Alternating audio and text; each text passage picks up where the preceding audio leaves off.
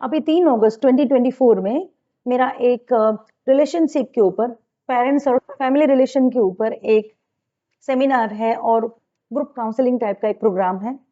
उसकी डिटेल के लिए, जानकारी के लिए आप हमें कांटेक्ट कर लीजिए। तो आपको व्हाट्सएप ग्रुप की लिंक यहाँ शेयर कर दी जाएगी, आप उसमें जुड़ सकते हैं।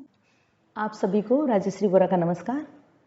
मैं वेट लॉस में भले ज़्यादा सालों से काम कर रही हूँ, उसमें मेरे रिजल्ट्स भी अच्छे हैं, ये मैं कॉन्फिडेंस से कह सकती हूँ। लेकिन इसके पीछे सक्सेस का जो राज है वो है कि मैं साइकोलॉजिस्ट भी हूँ।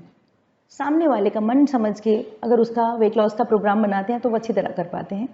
लेकिन अगर हम ज़ोर ज़बरदस्ती से बोल देंगे कि आपको ये डाइट करना है, इतनी ही कैलोरी खानी है, ये नहीं करना है, तो वो लोग ज़्यादा दिन नहीं कर पाते। और मेरे पास जो केसेस आते हैं वो ज़्यादातर 100+ वाले होते हैं, 130, 135, 150 ऐसे किलोज़ वाले होते हैं, जिनके लिए कोई रास्ता नहीं है और सर्जरी भी नहीं करनी है। तो मेरे लिए भी वो मुश्किल होता है। मेरे पास ऐसे स्कूल कॉलेज के बच्चे भी आते हैं जो 100+ हैं। तो वो तो बच्चे हैं, अगर कोई उनकी तो खाने पीने की उम्र है तो वो खाएंगे ही। तो हम उनको डांट के मना नहीं कर सकते, ये मत खाइए, वो मत खाइए, और वो सुनेंगे भी नहीं। शायद थोड़े दिन ये प्रोग्राम करेंगे, फिर छोड़ देंगे। फिर मदर और बच्चे के बीच में एक तनाव खिंचाव शुरू हो जाता है। माँ कंटिन्यूस बोलती है ये मत खा, ये नहीं खाना है, कम खा। लेकिन बेटे को भूख लगती है, उसकी एज है, वो समझता नहीं उसको खाना है। तो जब भी हम कोई भी काम करें, हमें सामने वाले की साइकोलॉजी को समझ के चलना है। जब मैं साइकोलॉजी की बात करती हूँ तो आजकल मेरे पास जितने भी लोग काउंसलिंग के लिए आते हैं, चाहे पेरेंट्स एंड चिल्ड्रन हो, चाहे हस्बैंड वाइफ्स हो, चाहे प्री मैरिज काउंसलिंग के लिए लोग आते हो, मैं एक चीज़ नोट करती हूँ कि अगर वो लोग सामने वाले की साइकोलॉजी को समझ के चलेंगे, उसके हिसाब से बिहेव करेंगे, बर्ताव करेंगे, तो उनको कोई परेशानी नहीं आएगी। लेकिन ये हमेशा नहीं हो पाता है। कभी कभी हम खुद की साइकोलॉजी समझना भी भूल जाते हैं और समझ नहीं पाते हैं। तो ये तो सबसे बड़ी समस्या है कि हमें पता ही नहीं होता कि हम सामने वाले के इवेल्यूएट करते हैं लेकिन खुद को नहीं समझ पाते हैं। तो हमको ये भी समझना होगा कि हम खुद को भी समझें और हम सामने वाले को भी समझें। रिलेशन ऐसी चीज़ है कि एक दूसरे से लगाव होता है, प्यार भी होता है, लेकिन हम एक्सप्रेस नहीं कर पाते, हम बता नहीं पाते, या हमको ईगो आ जाता है बीच में। तुमने ये किया, तुमने वो नहीं किया, ऐसे छोटे मोटी चीज़ों के ऊपर लड़ाइयाँ चलती है, झगड़े चलते हैं। छोटा मोटा कहना तो हर घर में होता है, हर रिलेशन में होता है।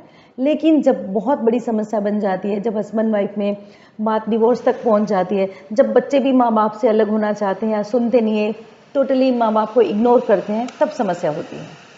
दूसरा, बच्चों का प्रॉब्लम ये है, टीनेजर्स का, इवन स्कूल के बच्चों का, वो मोबाइल पे देर रात तक रहते हैं, 2:30-3 बजे तक मोबाइल पे रहते हैं।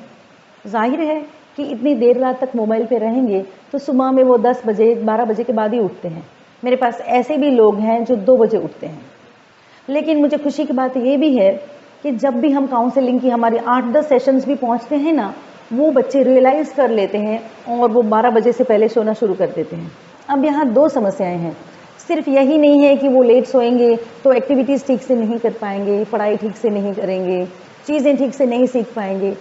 दूसरी समस्या और बड़ी समस्या तो ये है कि उनकी ये ग्रोइंग एज है, वो अभी 18 के नहीं हुए हैं और उनका ब्रेन भी डेवलप होना बाकी है, शरीर के सारे अंग बाकी हैं, उनका डेवलपमेंट चालू होता है, तो उस पर इफेक्ट आ जाता है। 5th स्टैंडर्ड से नीचे के बच्चों को भी थायराइड, डायबिटीज़ ऐसी चीज़ें देखने को मिलती है और धीरे धीरे वो कॉमन हो रही है। तो हमें खाना तो सही खाना ही चाहिए, तो वो भी वो गलत खाते हैं, जंक फूड पे ज़्यादा रहते हैं। सही टाइम पे सोना चाहिए और उठना चाहिए, तो वो भी उनसे नहीं होता है। तीसरी बात, प्रेशर और स्ट्रेस बढ़ जाता है क्योंकि उनका टाइम टेबल बहुत ही बिगड़ जाता है, पूरा आउट ऑफ शेप हो जाता है।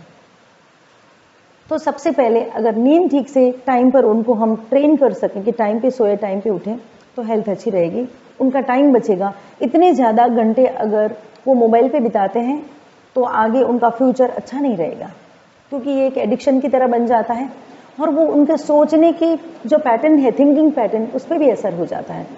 अभी मोदी जी ने भी इस बात के लिए चिंता जताई थी कि एवरेज अगर यंगस्टर्स 6 घंटा भी मोबाइल पे रहते हैं तो उनका फ्यूचर बहुत अच्छा नहीं रहेगा और इस वजह से देश का भी फ्यूचर अच्छा नहीं रहेगा।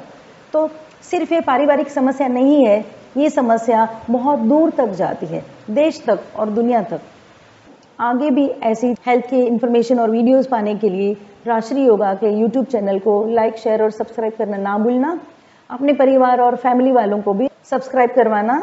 उम्मीद करती हूँ कि आप परिवार भी खुशहाली से रहे, कोई समस्या ना हो और आपका जीवन खुशहाल और अच्छा रहे। धन्यवाद।